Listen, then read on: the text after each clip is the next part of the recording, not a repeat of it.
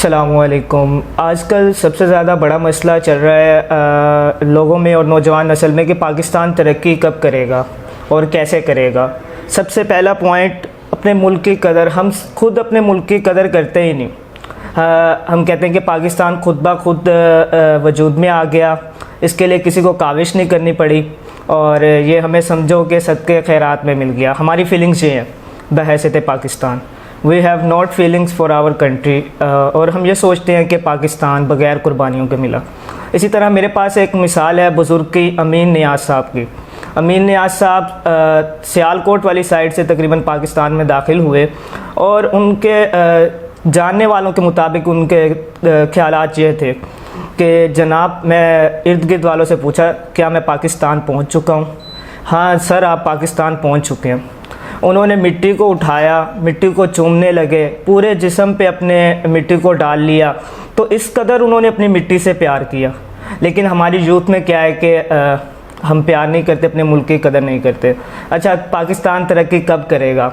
पाकिस्तान तरक्की कब करेगा? जब नौजवान अपनी सिमत का तयन कर लेंगे, यानी एक फ़ैसला कर लेंगे कि हाँ, इस तरह मैंने ये काम करना है और अपने वतन के लिए, वतन की तरक्की के लिए इस तरह किरदार अदा करना है। लेकिन बात सिर्फ ये है कि कुर्बानी देने से हर पाकिस्तानी घबराता है।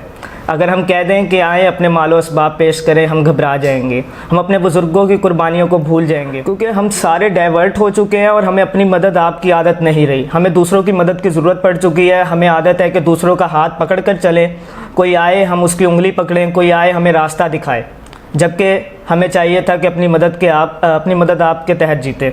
हमने अपने बुज़ुर्गों की जो निशानियाँ थी, बुज़ुर्गों की जो काविशें थी, उन सबको भुला दिया है, बुज़ुर्गों की कुर्बानियों को भुला दिया है। बुज़ुर्गों ने हमारे लिए कुर्बानी दी थी कि एक बुज़ुर्ग की कहानी सुनाऊंगा। इल्मुद्दीन फ़ौजी उनका नाम था, इंडिया के रहने वाले, लुधियाना शहर के। इटली फ़ौज में भी रहे, सब कॉन्टिनेंट की जानिब से इटली फ़ौज में भी शामिल रहे।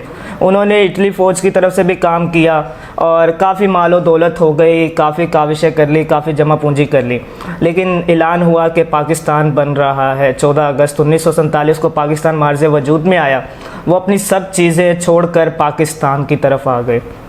यानी क्या हुआ? उन्होंने ना अपना मालो असबाब देखा, ना उन्होंने अपनी कोई चीज़ देखी। उन्होंने कहा बस पाकिस्तान मिल गया, मुझे मेरी सरज़मीन मिल जाए, मुझे बस पता चल जाए कि पाकिस्तान है कहाँ, मैं पहुँच जाऊँ बस।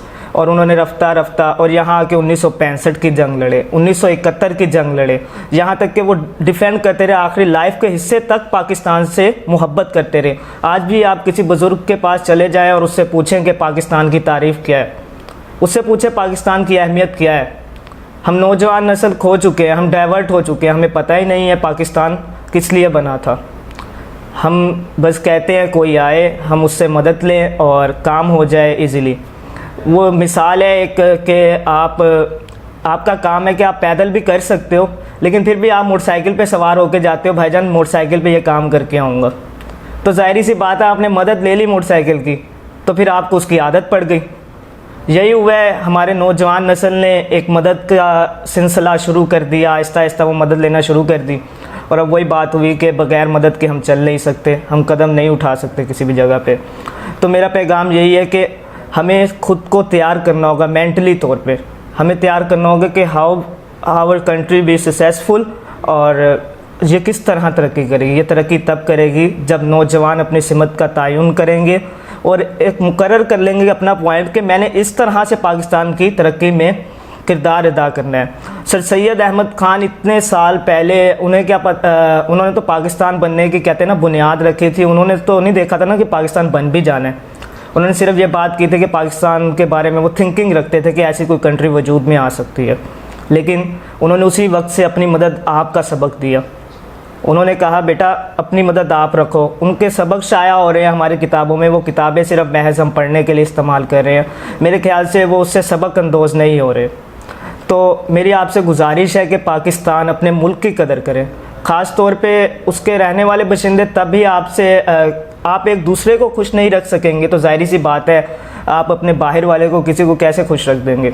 तो मेरी सबसे गुजारिशात यही है कि आप सबको सबसे पहला यही काम करना है कि अपने मुल्क की कदर करनी है, और नंबर 2 सिमत का तयन करना है, और नंबर 3 उस पर डटे रहना है, मेहनत करनी है।